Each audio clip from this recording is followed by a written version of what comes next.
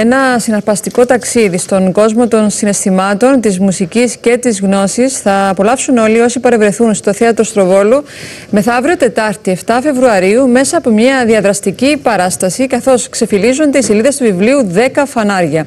Εκδήλωση με τα καθαρά έσοδα να διατίθενται στον Πασικάφ και το πολύτιμο έργο του, με οδηγούς τον συγγραφέα του βιβλίου Ευαγόρα Ευαγόρου και τον καθηγητή ογκολογίας Γιώργιο Άστρα.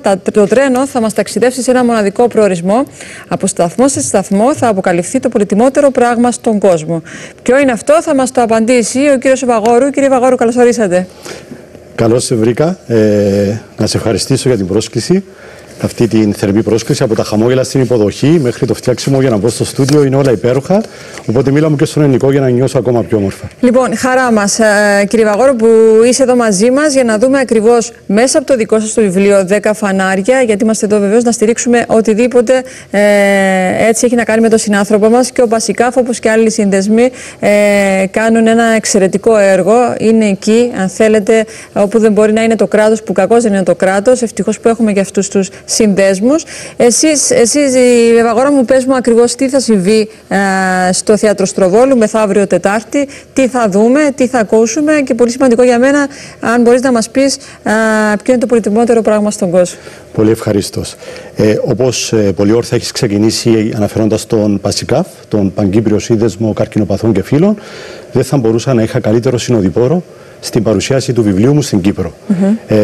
Ο στόχος είναι την Τετάρτη όλα τα καθαρά έσοδα να ενισχύσουν το θεάρεστο έργο που προσφέρει ο Πασικάφ στην Κύπρο, και ετοιμάζουμε για τους φιλοξενούμενους μας ένα μοναδικό ταξίδι, το οποίο συμπεριλαμβάνει και γνώση και μουσική και εμπόλικο συναίσθημα. Άρα με το βιβλίο 10 φανάρια και μετροφυλώντας τις σελίδες του, θα προσφέρουμε μια ωραία εκδήλωση για να απολαύσει ο κόσμος, για να τους παρουσιάσουμε ποιο είναι το πολυτιμότερο πράγμα στον κόσμο. Τώρα, ο κάθε ένας που θα βγει στη σκηνή θα μας παρουσιάσει μέσα από τα δικά του μάτια ποιο είναι το πολυτιμότερο πράγμα στον κόσμο. Ξεκινώ από τον Νικόλα Φιλίππου, τον εκτελεστικό διευθυντή του Πασικάφ.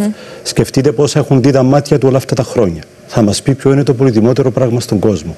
Τη σκητάλη θα πάρει ο φίλος μου, ο καθηγητής ογκολογίας, ο δόκτορας Γιώργος Άστρας. Σκεφτείτε πώς έχουν δει τα μάτια του όλα αυτά τα χρόνια και θα μας πει ποιο είναι το πολυτιμότερο πράγμα στον κόσμο. Και εδώ σου έχω μια έκπληξη.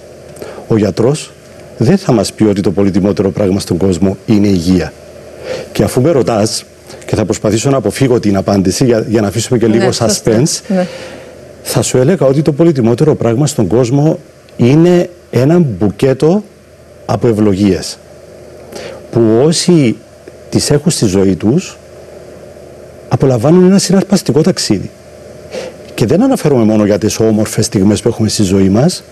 Είμαι εδώ για να βροντοφωνάξω ότι ακόμα και στις δυσκολίες που αντιμετωπίζουμε, πίσω από κάθε δυσκολία, πίσω από κάθε κακουχία, κρύβεται μια ευλογία. Να. Ένας καρκινοπαθής, γιατί έχω έτσι φιλοξενήσει λόγια πολλών συνανθρώπων μας σε όλο τον κόσμο που είχαν νοσήσει από καρκίνο και τα είχαν καταφέρει.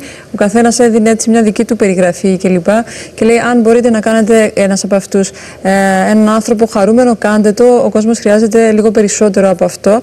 Τώρα, κύριε Ευαγόρου, το δικό σας βιβλίο 10 φανάρια, με τι καταπιάνετε? Ευχαριστώ για την ερώτηση. Να ξεκινήσουμε από τον τίτλο. 10 φανάρια ήταν η ονομασία του εστιατορίου του παππού του Τάκη του Πιλιώτη. Άρα ήταν το εστιατόριο που άνοικε στην οικογένεια.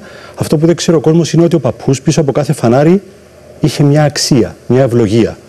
Ήταν η φιλοξενία. Χθες προχθές που το έλεγα και έλεγα για το 10 φανάρια, λέω αυτό ήταν ένα εστιατόριο. Πολύ σωστά, στην Ακρόπολη. Ναι, και λέω είδες που λέω πράγματα στο γραφείο και με κοροϊδεύουν, αλλά έχει να κάνει, ναι. Να μην σε κοροϊδεύουν, Κάτια μου. Ό,τι λες είναι χρυσάφι. Τα 10 φανάρια, λοιπόν, αυτό που δεν ξέρει ο κόσμος είναι ότι ο παππούς έχει μεγαλώσει τα εγγόνια του και τα παιδιά του με αυτές τις 10 πολύτιμες αξίες. Άρα πίσω από κάθε φανάρι κρυβόταν και μια αξία. Άρα αυτός είναι ο τίτλος, είναι εμπνευσμένος από τον παππού τον Τάκη τον Πιλιώτη. Από την εμπειρία που έχω στην εκπαίδευση στελεχών από το 2007 και μετά από 12.000 και πλέον ώρες σε θέματα εκπαίδευσης, έχω δει κόσμο να εφαρμόζει τις πρακτικές του παππού και να μεταμορφώνει τη ζωή τους. Και όλα αυτά τα χρόνια δεχόμουν και πιέσεις από τον κόσμο. Πρέπει να γράψεις ένα βιβλίο ή αυτά που μας λες στα σεμινάρια πρέπει να πάνε σε περισσότερο κόσμο.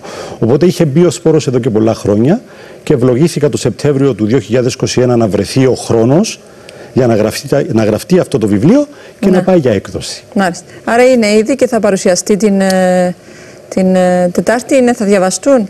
Δεν έχω ένα τώρα να το φιλομετρήσω. Σου έχω φέρει μάλιστα, ένα αντίγραφο. Το δω.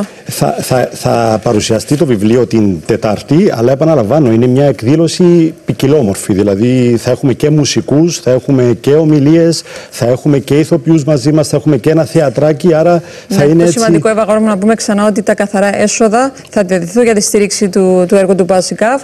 Οπότε έτσι να δούμε λίγο και πού προμηθευόμαστε όσοι ενδιαφέρονται. Εισιτήρια. Ναι, πολύ σωστά. Η εισφορά εισόδου, ονομάζεται εισφορά γιατί ακριβώς όλα τα καθαρά έσοδα θα πάνε στο Πασικάφ, είναι στα 20 ευρώ. Εισιτήρια υπάρχουν στην πλατφόρμα Sold Out Tickets και με κάθε εισιτήριο δίνουμε δώρο και ένα αντίτυπο του βιβλίου 10 φανάρια, που η αξία του στο βιβλιοπωλείο είναι 25 ευρώ, άρα είναι και μια, αν θέλεις, ένας ακόμη λόγος για να έρθει κάποιος. Πολύ σημαντικό, ώρα δεν είπαμε της εκδήλωσης. Είναι την Τετάρτη στις 7 το βράδυ στο Δημοτικό Θέατρο Στροβόλ. Μάλιστα, σας ευχαριστούμε που ήσουν μαζί μας, Εύα Γόρα. Θα το διαβάσω και θα τους πω για τα 10 φανάρια. Είναι πολύ σημαντικό. Δεν ήξερα ότι πίσω από κάθε φανάρι υπάρχει μια ιστορία του παππού. Σε χαιρετώ.